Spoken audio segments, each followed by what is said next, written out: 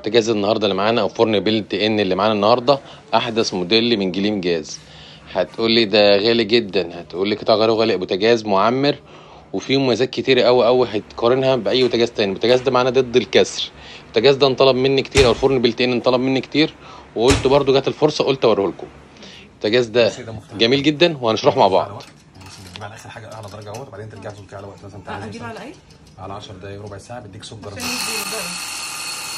نص مطفيه اهوت كده. اللمبه بس شغاله ماشي. طب انا عايز اشغل السيخ اللي جوه بتاع الفراخ ده اهوت كده، بتجيبي اللمبه والسيخ اهي. تاني زي ما شفت. ايوه مفيش غير اللمبه ولمبه وسيخ، مفيش حاجه ثانيه مفتاح ده. مفيش مروحه؟ مفيش حاجه. المروحه دي هوريك لها مكان معين بتركب فيه. بص لها مكان معين بتركب فيه، بص كده شايفها عشان ما تبصش يعني. دي لازم تركب في الموتور بتاعها اللي جوه ده. تمام اهي.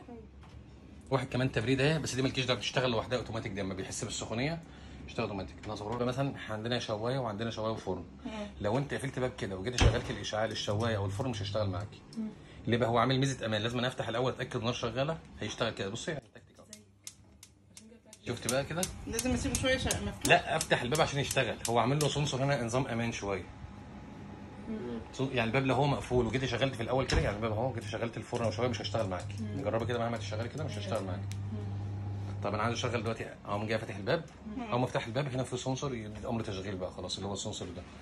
اقوم جاي جايب جاهز كده الشوايه هات لي كده اشتغل. لا هي شغاله بس الجنب اللي شغاله اهو. هعملها لك دلوقتي انا كده باينه اهي شغاله. عندي بتطفي دايما. عايزك تروح مروحه؟ هبدا اعملها لك عادي سهل ماشي. طب انا عايز اشغل دلوقتي الايه؟ الفرن الارضيه نفسها. الفرن بقى اللي تحت اهو جاي اهوت.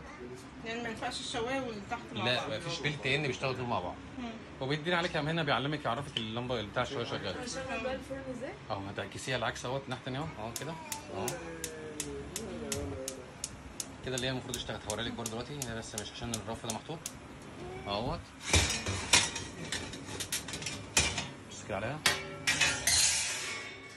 باينه كده، مش باينه النار من الفرن هنا اهو، باينه هنا شايفها.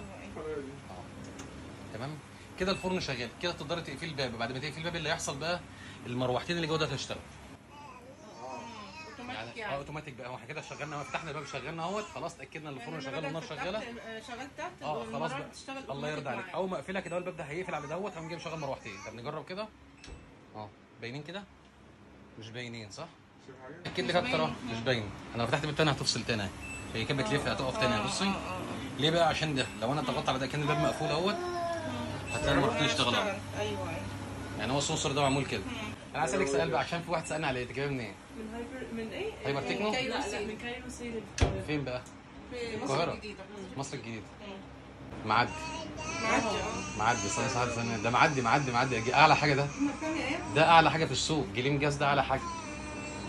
هو بص هو جميل. بص ضد الكسر. هو عامل لك هنا صدادات يعني بيقفل منك جامد. هو عامل له ضد الكسر. بص كده ضد ايه؟ معمول له صدادات اهي ضد الكسر اهي. وعندك الترتيب بتاعها. في كمان ميزه كمان اكتر بقى كمان لو انت عايز تشيل الازاز ده وتنضفيه عن طريق الكبسوله اللي في الجنب دي، نضغط عليها من هنا ونضغط عليها من هنا ونقدر نشيلها، ونقدر نخلع الازاز نشيله خالص ونركبه تاني. ده طبعا ده نظام اسمه ايزي كلين او التنظيف السهل خالص. بتشيلها خالص وتركبها تاني. يعني اي كان اول بوتاجاز القديمه مسامير وتربط ومحتاجه صنايعي ومحتاجه فني يجي يشوفه، دي خلاص. انا عايز اقول لكم يا جماعه البوتاجاز ده والبوتاجاز الجليم جاز ده من احسن العوازل الموجوده جوه. تحط في مطبخ ما تقلقش منه.